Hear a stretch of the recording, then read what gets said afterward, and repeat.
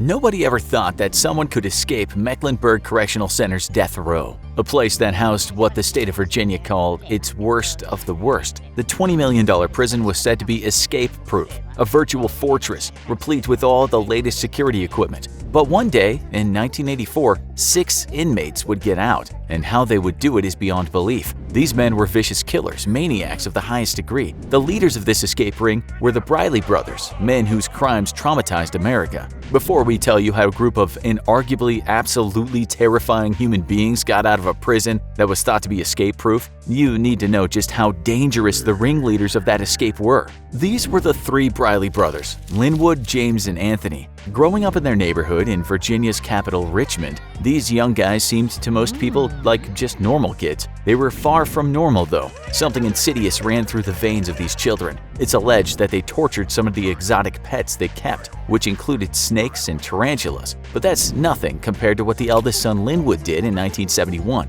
One day, he was sitting in his second-floor bedroom and he pointed a rifle at an elderly woman. He shot that rifle and the woman died. Linwood was eventually arrested for the crime, and his bitterly cold response to the wrongdoing was, "I heard she had heart problems. She would have died soon anyway." Now you have an idea of what kind of people we're talking about, but things got much worse as the children grew into their 20s. After Linwood got out of reform school and his brother James was released from juvenile jail for the crime of shooting at a police officer, the 3 brothers were back together again. The year was 1979, and the brothers would begin a crime spree that rocked America. They had one accomplice, a younger man named Duncan Meekins. Their first port of call in this crime spree was a house where a couple lived. The date was March 12th. They robbed the house and took all the valuables they could carry away and then left the couple tied up. Before they exited, they doused the whole place with gasoline, threw a match on that gasoline, and left the victims to burn. Fortunately, the couple managed to untangle themselves before they went up in flames with the house. A couple weeks later, the gang robbed and murdered a 20-year-old food vending serviceman.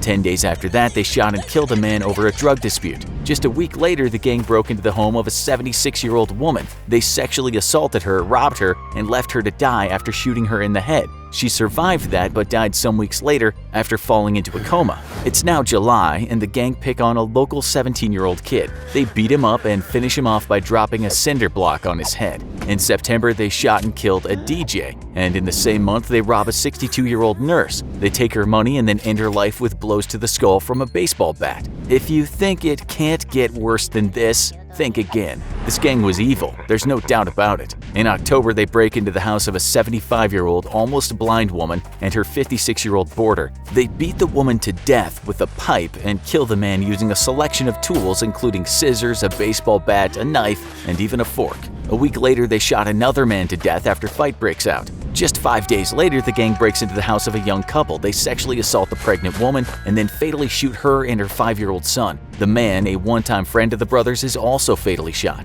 3 days later, and the 3 brothers and their accomplice were all arrested. Meekins was offered a plea agreement if he testified against the brothers, and he accepted that and got a life sentence plus 80 years. A life sentence without chance of parole was given to Anthony, the youngest of the brothers, since Meekins testified that he had the least involvement in the monstrous crimes. It's believed he never actually killed a person, or at least that couldn't be proven. Linwood and James were sentenced to death. The judge at the time said it was the vilest rampage of violence he'd seen in his entire 30-year career. We actually spared you some of the gorier details, but if you search, you shall find. After hearing what those young men did, you can only imagine how the public would have felt if they escaped prison. And that's exactly what they did on May 31st, 1984. And we doubt you could find a crazier prison escape story. The ringleaders of the escape were the 2 brothers, but 6 men eventually made it outside the prison walls. It would become the largest death row escape in history. The brothers were only separated by 1 cell on death row, and during their time there, they both went looking for like-minded criminals, i.e.,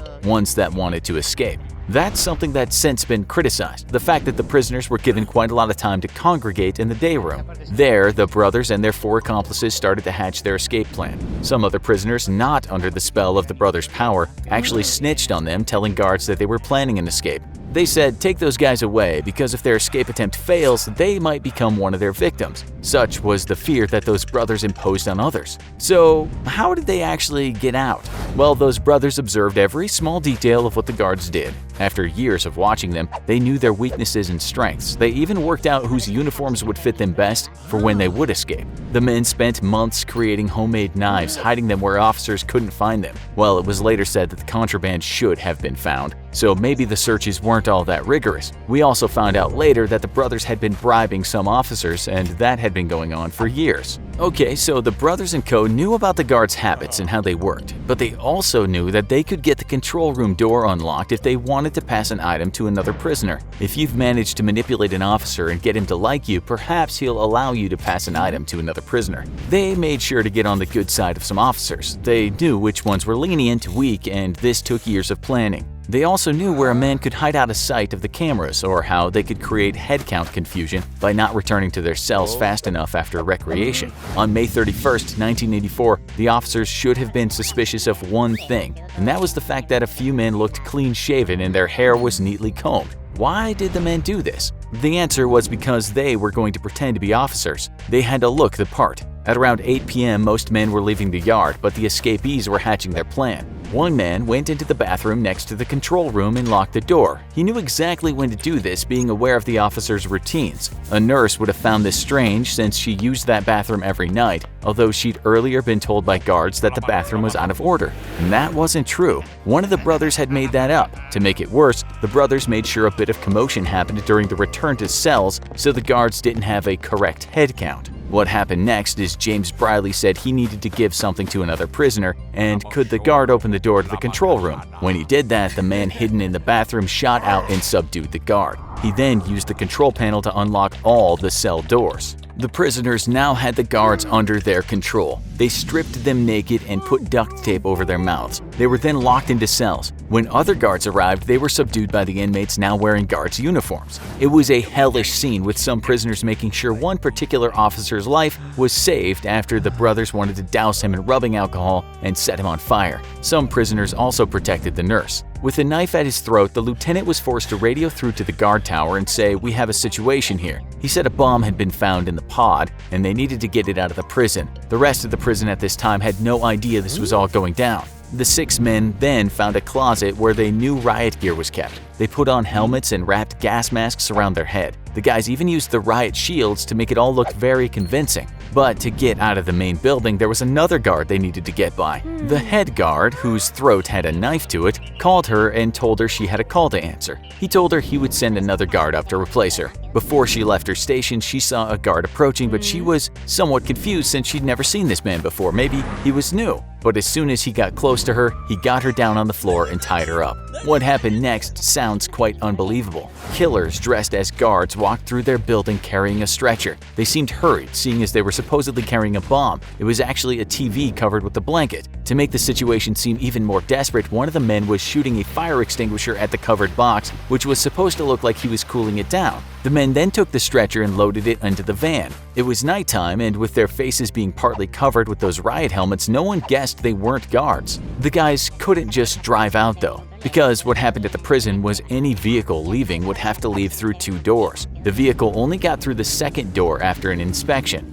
But in this case, those fake guards said, "Come on, this is a bomb situation we have here, we need to get out quickly." In violation of prison rules, the guard opened both the doors at once. Close to 11 p.m., that prison van, along with 6 murderers and a TV set, drove off into the countryside in the direction of North Carolina. The convicts had stolen $758 and had civilian clothes they had stolen. They also had a bunch of rolled ganja joints. What happened next was a bunch of slow communications between those who knew about the escape and those who needed to know. Some police departments didn't get the call until hours after the escape. In the meantime, those criminals were getting very far away from the prison. These weren't ordinary men by any means, because as you've heard today, they had caused unbelievable harm to people. They were vicious, and it was thought that they might begin another killing rampage. The former sheriff of Richmond later said, "I knew their determination to seek revenge. You never forget the smell of death and the smell of blood from what they did." No one had actually been hurt in the escape, although the other inmates were largely responsible for keeping people safe. But would they seek revenge? The authorities thought that they would.